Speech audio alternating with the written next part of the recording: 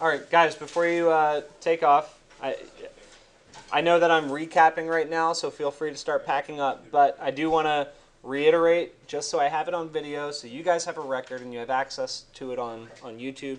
The midterm is Monday, not Monday, sorry, Tuesday, a week from today, April 12th at 7 o'clock. I'm not sure exactly what room it'll be in, but you'll find us. It's not that big of a floor. The assignment is to have an environmental analysis and a building section exercise, very similar to what we did for the Chino and Fullerton weather data.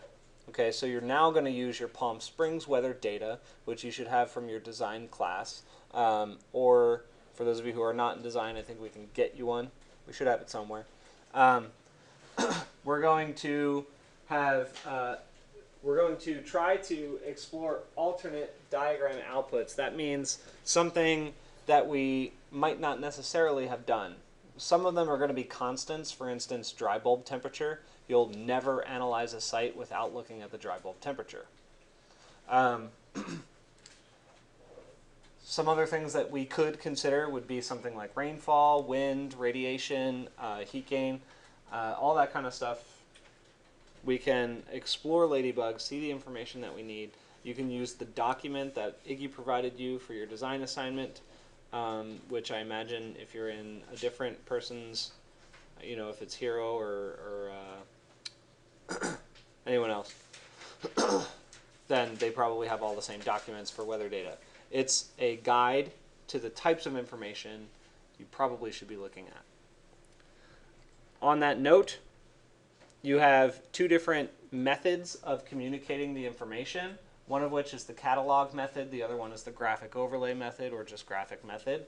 The graphic method is what we've been practicing and what all the previous videos from today are for, where you basically associate graphically all of the information that you have analyzed throughout the process. Or you could take that process and break it out into a catalog.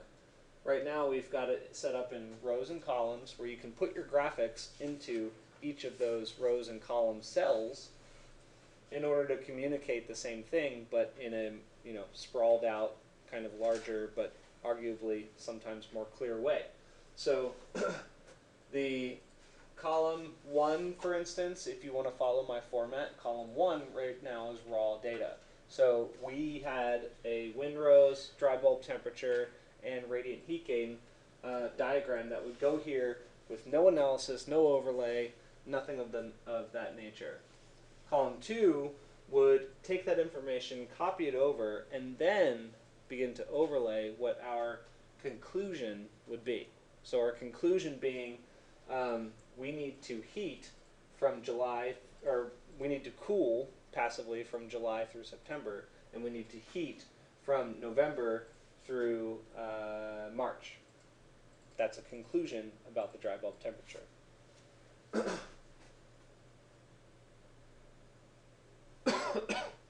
Then in column 3, we have our solution. And our solution is the response to the conclusion.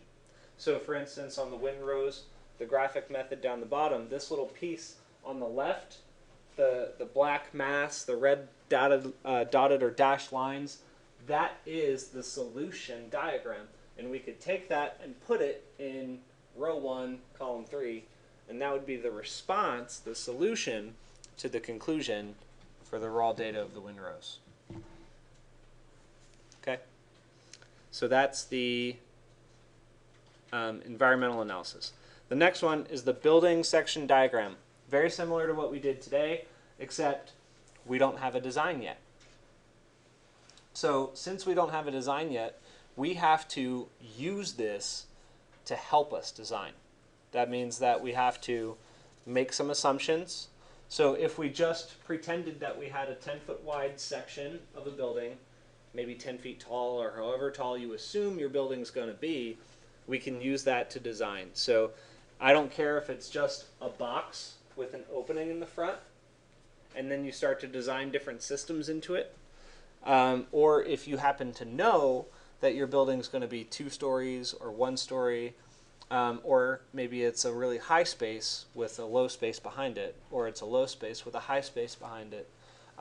That would be something that you would try to design into your building section if it's applicable. It should inform your design later on, so it's to your benefit to do so.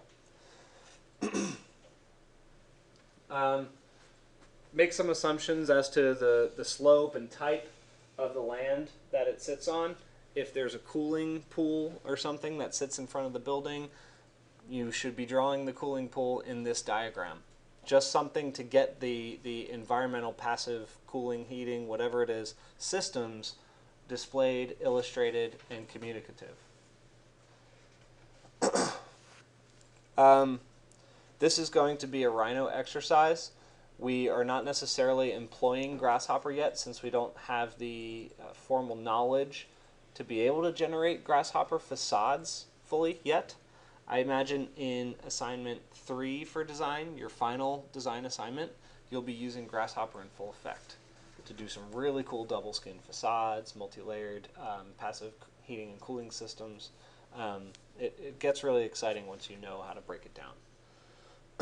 And then I want to see an overlay. So the same language that you're using in your diagram should be overlaid onto this, and you should be communicating the systems very clearly using your line weights, line types, line colors, using the same palette, the same language that you developed in your environmental analysis, much like we did and talked about almost all day today. So the format size right now is set for 11 by 17. Some of them might require more or less. For instance, if you do the catalog method, you might need something bigger, like a 22 by 34 C-size sheet, something like that. 24 by 36 might be too much. But you might need something a little bigger. The building section diagram, I imagine if you just did it portrait on an 11 by 17, you shouldn't need anything bigger than that. Outside of that, I think I covered everything. Is there anything of significance that you think I missed that I said earlier? Okay. Oh, I do believe, and I'll get confirmation on Thursday, I believe that we are printing and pinning up. Okay, so make sure that your account has money so that you can print. And also, I'm going to say this now, I'm going to reiterate it on Thursday. It is unacceptable to print in the half an hour before class. So make sure your prints are done, I suggest, Monday night, if you're busy on Tuesday. Otherwise, I don't want to see you printing. Okay? Questions? All right, guys. It's 2 minutes early. Go home.